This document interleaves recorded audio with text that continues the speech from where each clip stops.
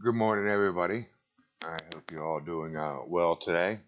Um, Before we get started here, we are going to, this is the 20th of April. All right, so this is our last week, and we are going to get into talk a little bit about water. Because not only do we need food to live and energy and good housing, we also need some water. So we're going to go over the water section here this week. That will not be on your exam. Your exam is going to be what I have on the review sheet. So there's a review sheet up here underneath course content for you. All right, so you just open up your course content in Blackboard. You'll have a review sheet. Put it up there, and the chapters on there. It's agriculture, energy, renewable, and fossil fuels, and then urbanization and managing our waste. Okay, those are chapters. Okay, so there's a little review sheet up there for you. I have this folder right here, an exam folder. You can't see it yet, though. Okay, I'll make that available for you later on this afternoon, hopefully, or maybe even later on tonight. But I'll have the exam posted for you real shortly here. I'm almost done with it. Um, and this folder will pop up, and you can take the exam that way. All right, and it will be a timed exam on Blackboard for you, a couple multiple choice, and some short answers, just like the classroom test, but will be the classroom test on Blackboard. Okay, and then I also put your final in here too. We've discussed what's going on with the final as well. Okay, if you have any questions about this, please drop me a email, and I will try to answer them to the best of my ability for you. Okay.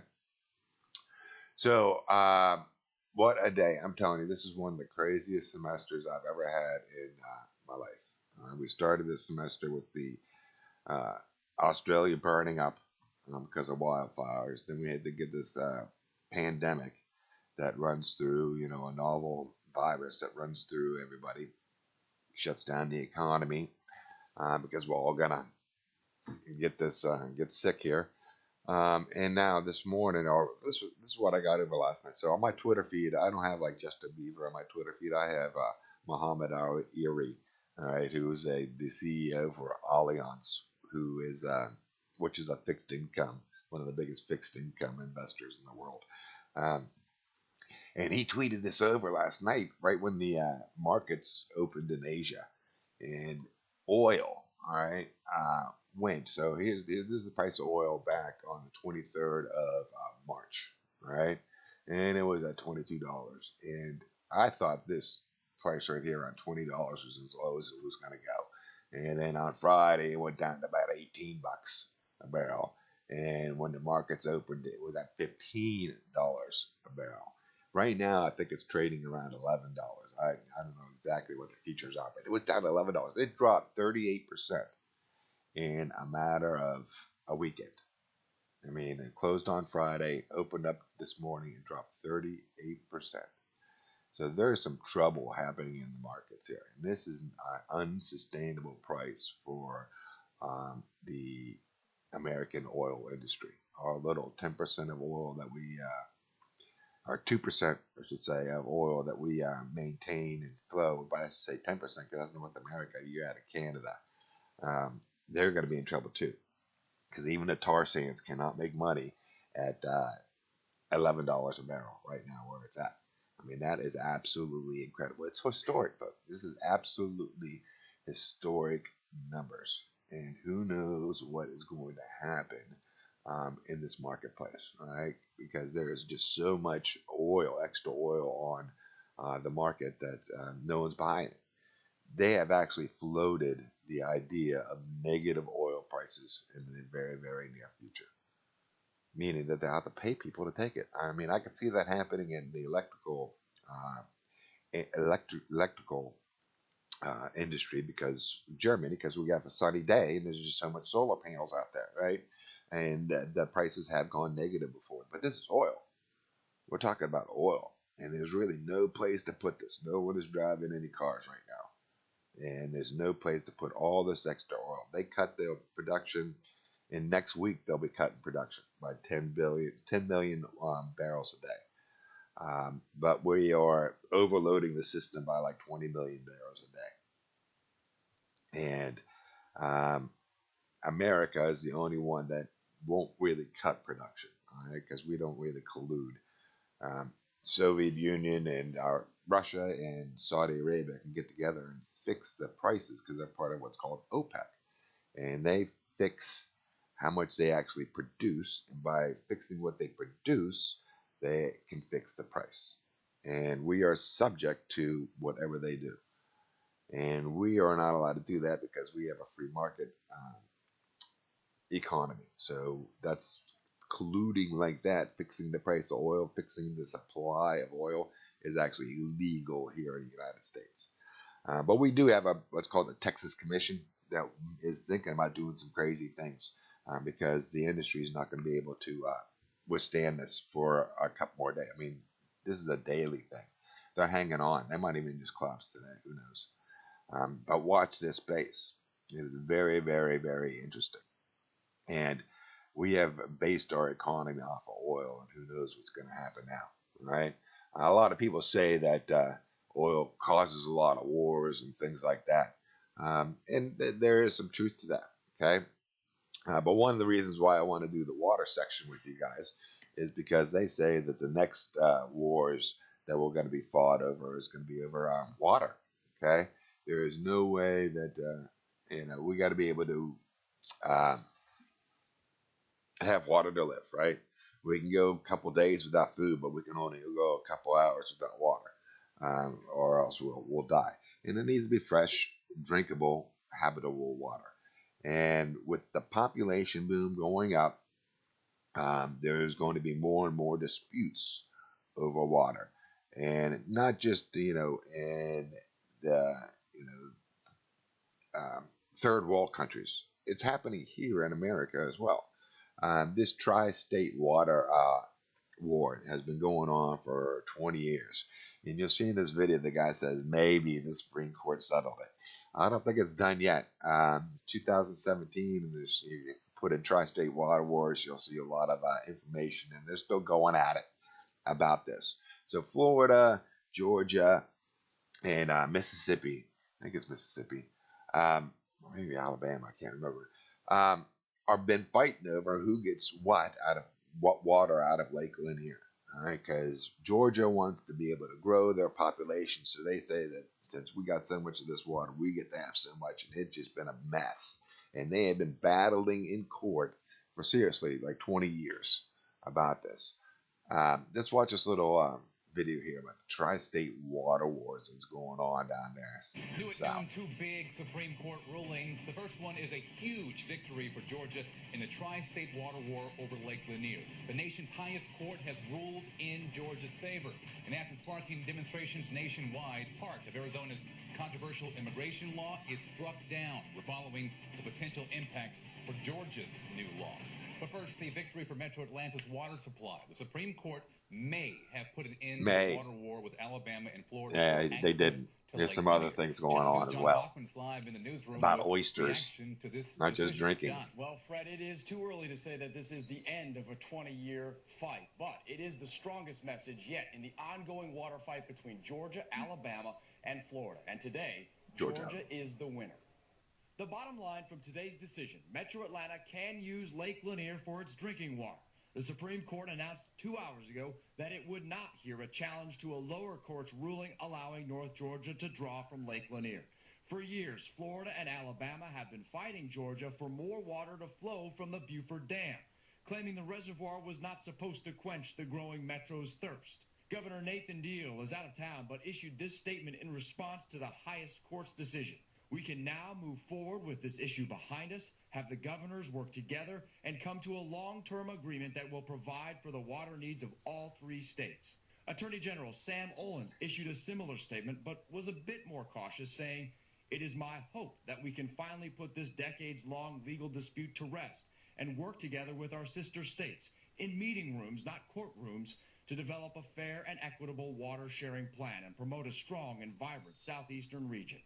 And here's why it's too early to say this is the end of the fight. Within the last half hour, I got a statement from the spokesman for Alabama's governor. He said, quote, "While Alabama is disappointed by the Supreme Court's decision, this is just one step on a long road," and went on to say that Alabama will continue to fight.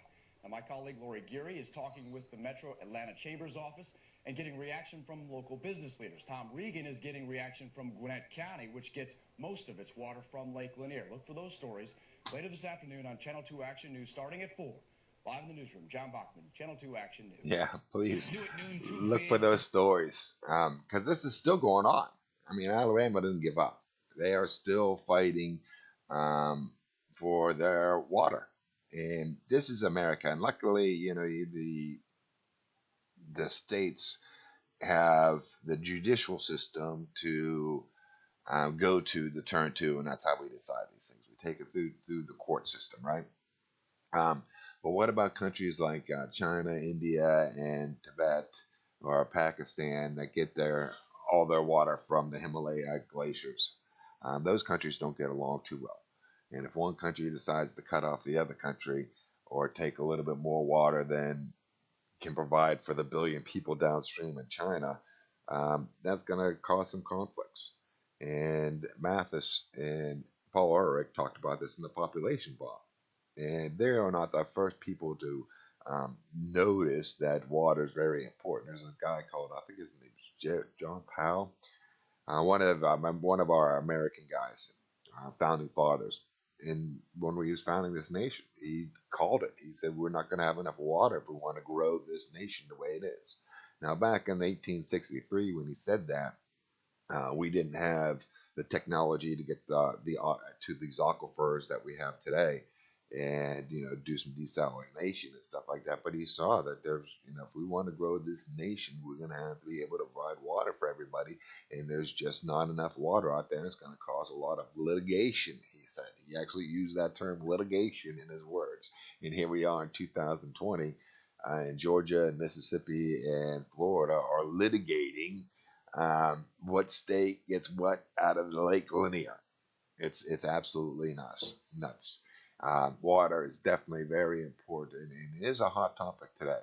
Um, so just like oil out there that we need to keep an eye on, we need to keep an eye on the water situation and how we are managing that, because that is more, oil, it does kind of keep us alive, but water is definitely a basic need on that Maslow hierarchy need. We can have an economic substitute for oil and use something else, but we really can't use anything. Water is water. I mean, that's it. It comes down to that. We need our fresh water, our oceans, and our coast to help us out in a lot of different ways, and we got to start respecting that. So in this lecture, we're going to talk a little bit about water's importance, of course, to the people and ecosystems. All right. We'll talk about the distribution of the fresh water on Earth, freshwater marine systems. We'll talk about human use and humans' alteration of aquatic systems. Okay. Water supply problems and solutions. We'll talk about classes of water pollution and the solutions to that pollution. Drinking water and wastewater treatment plants. Okay. Then we'll end on talking a little bit about the oceans, the fisheries, and how do we protect those fisheries. Put in some nice policies. Okay. So the case study for this chapter is very interesting. I talked about this case earlier in the chapter. I told you if you're interested, go Google Louisiana's losing its boot, because the mangroves and wetlands around Louisiana is a huge ecological service for the state of Louisiana, stopping those storm surges from the hurricanes that are due to hit it no matter what, because it's just there. Hurricanes are hurricanes. But those mangroves and wetlands, I mean, it was just amazing. Okay? And if you looked at a map in 1983, Louisiana would have this little boot that sticks out underneath. And this is the very tip of Louisiana. It was basically all mangroves. And now in 1993, you see it dispersing. In 2020, you see it even less. All right, so Louisiana has lost over 75 kilometers squared of coastal wetlands each year due to loss of sediment entering the Mississippi and Delta region. All right, just getting washed away. The primary cause of this loss is roughly about 2,000 dams throughout the Mississippi Basin River. as well as levees that prevent flooding to happen. So these will get flooded on a regular basis and build up the soil, allowing these mangroves to be able to survive. All right, and without the normal ecological flow of the rivers, because they're all dams and stuff like that, the sediment wasn't getting down there, giving the natural nutrients to these mangroves, and lo and behold, they die off because it doesn't have enough the normal stuff to live. Okay, so the salt marshes in the delta normally compact over time, but this is offset by the inputs of the sediment of the river. Right, the dams prevent sediments from reaching the delta. They are instead deposited in the reservoirs. Okay, things we catch right behind the dams and things like that. The levees prevent normal flooding, instead directing the water directly out to the Gulf where the sediments are deposited instead. So it just swoops right down in there. It doesn't flood like normal. Remember that video, most important video, we talked about the Aswan Dam, how they used to flood all the time. That gave them the Fertile Crescent, the Fertile Nile, year after year after year. And after that dam built, that agricultural system collapsed. Well, the same thing's basically happening in the mangroves. And we're not planting, our corn there. But that ecological service was very important, and Louisiana is now losing its boot. One proposed solution is to divert the water from the rivers into the coastal wetlands, so to build human diversion channels, right? And this has benefited from, the Delta has benefited from this change and is now gaining some land mass. So it's not that we build it, thinking the human way. We just kind of put things back the way they were and allowed some of that natural flow to happen and the river to meander the way it was supposed to meander instead of us cutting it off and dredging it all the time. Also, tourist opportunities have revived the economies of the Gulf Coast States Act, okay, called Restore. So passing and this was passed after the Deepwater Horizon bill spill and created the comprehensive restoration plan. So that we want to do some ecotourism down there in Louisiana instead of, we want to be able to protect it. And hey, since we'll be able to protect it, we're going to be able to have some extra jobs. Okay, an example of this, it's kind of far stretched, but you guys ever seen Swamp People on the History Channel, right? They're going out and doing that alligator hunting, ecotourism right there, right? So maybe those guys, you might be able to rent a boat and go out with one of those professional. You have to have a license to do some crocodile hunting, but you might be able to go out and watch them in a boat. It'd be pretty fun. And beautiful scenery down there. But if we don't have that coastline, there ain't gonna be any of that. Okay.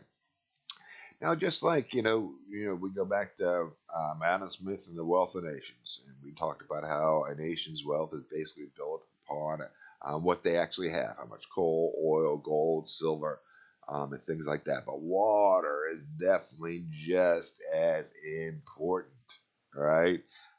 Especially when we were building our cities, because most of our transportation was via waterways. So if you're close to the shoreline, have a nice little river running by you, or plus you have to have fresh water for your populations to be able to survive, right?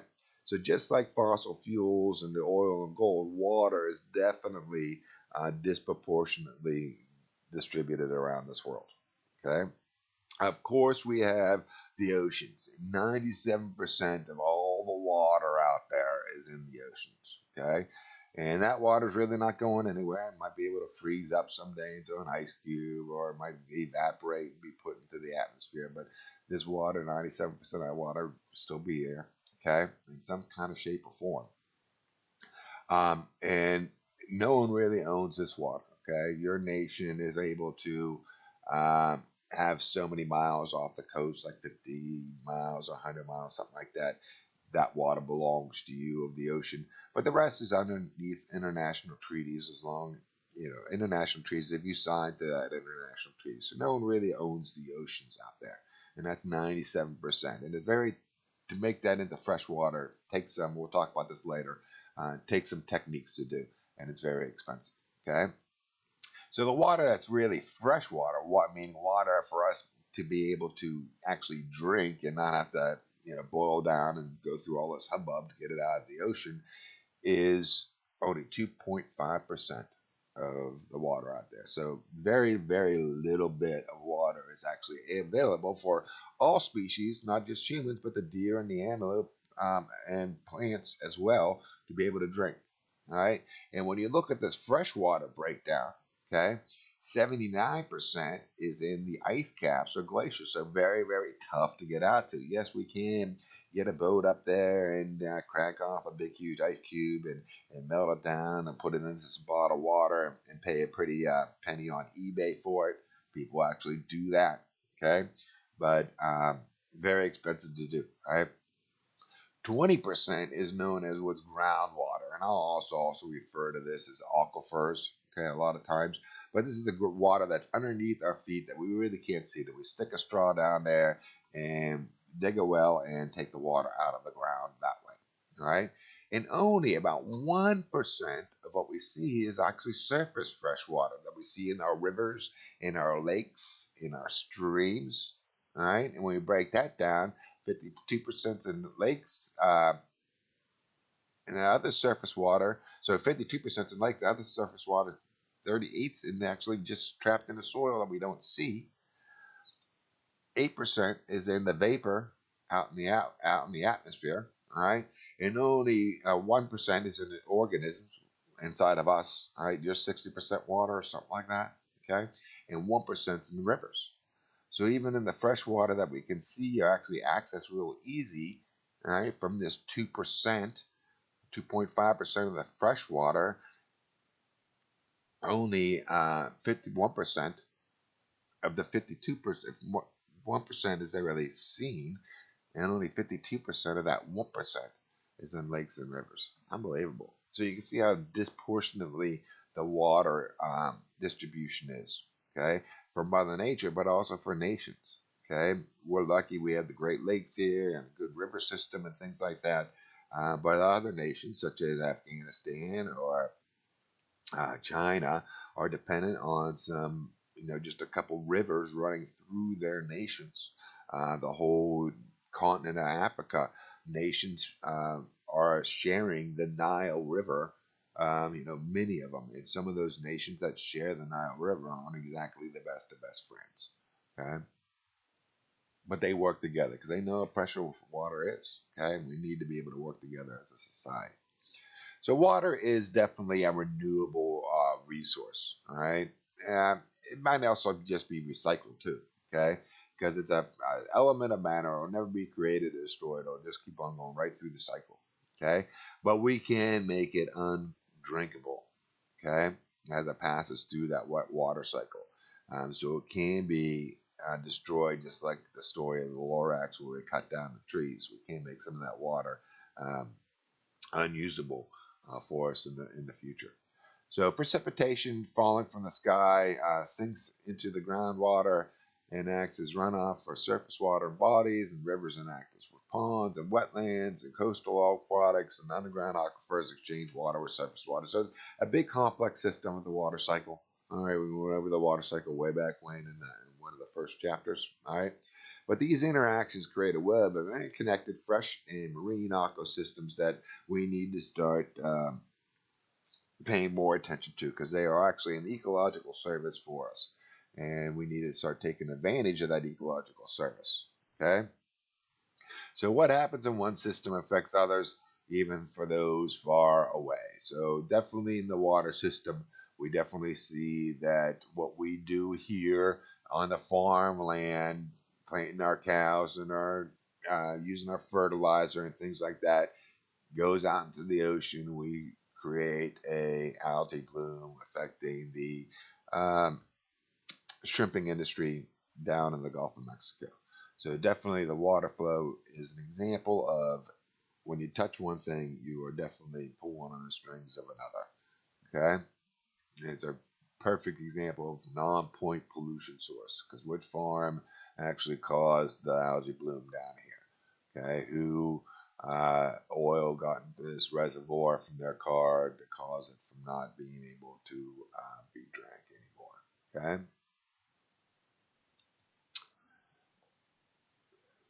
So surface water is located on Earth's surface, such as rivers or lakes. So we can see surface water. Groundwater, like I said, I'll call a lot of times called an aquifer, is the water beneath the surface that resides in the pores of soil or rock. Okay, so when you look at Florida, Florida is built on basically limestone. There's a lot of holes inside that limestone, and over the years, the ocean water got inside that limestone, and slowly but surely, that salt worked its way down to the bottom of the aquifer and left us with some fresh water for them to drink. Okay. Any water that does not evaporate or flow on the waterways or is getting taken up by organisms will infiltrate the groundwater in some form. It will just eventually percolate out and find a hole to live in, whether it lives in the soil or lives inside of a aquifer over a long period of time. Groundwater can remain underground for thousands of years at a time. So we didn't really know about some of these great aquifers. We had technology that's allowed us to be able to find them and drill deeper to go and get them. All right, some of them it's called we'll never be able to get. Some have been around for millions and millions of years. Okay, called fossil water, and we're starting to find some fossil waters in Africa that can help alleviate some of the water strain on there, but they ain't going to get filled up because as fast as we're talking about what's called water withdrawal, they can be used up very fast because the precipitation to fill back up that aquifer is not fast enough. Groundwater is contained within the aquifers and porous sponge-like formations of sand or rock. All right, so we can have some water inside of here, in porous little rock. All right, down here on the bottom. All right, or we can have it up here on the lake. All right, and there's usually what's called an aquiclude on the bottom here, which is a solid rock, a granite or something, so the water can't percolate any farther down, but gets caught into these layers of rock instead. Okay. So any area where the water is infiltrated through the surface, reaches the aquifer is called the recharge zone. That's what we need to watch out when we're talking about environmental science. So you see over here on the side, this is what's called the watershed. All the mountains and water flows down into this little area. And here is the aquiclude right here on the bottom. There's another one right on top as well. So this little area is only recharged right here. All right, it's not recharged over here. Okay, only here. All right, so this will be called the recharge zone. All right, and it only happens when you have confined aquifers where they're trapped between the impermeable clay, while other unconfined aquifers are not. So this one is an unconfined aquifer. All right, so the recharge zone is the whole watershed. All right, here in this aquifer, the deeper one is only from this one recharge zone. Okay, and then we put down these wells, and we go get that right here, and we go get one right here. Okay, and simple as that. 1, 2, 3. So why don't we stop here? All right, and we'll go over some surface water and some other interesting water facts and figures for you. All right. So once again today, look for that test up. You saw I'm going to put the file, the folder up in the content area. Just open that up and you can take it. I think I'll make it until like Friday by midnight. You have to have it in by Friday. If you have any questions, please feel free to drop me an email. Stay safe and watch that oil market today. Let's see what happens. Could you imagine oil going negative? I mean, I was amazed when the interest rates went negative a couple weeks ago. I thought that would never happen in the United States, but it did for a couple days. Okay, you would borrow money for 30 days and you would get less money back. Unbelievable. Or you would lend money for 30 days and get less money back. Unbelievable. Now they're gonna pay you to take oil. If that happens, I don't know. Alternative universe. I woke up one day and something changed. I don't know what happened. All right. All right. Enjoy, people. We'll catch you pretty soon, okay? Thanks. Bye-bye.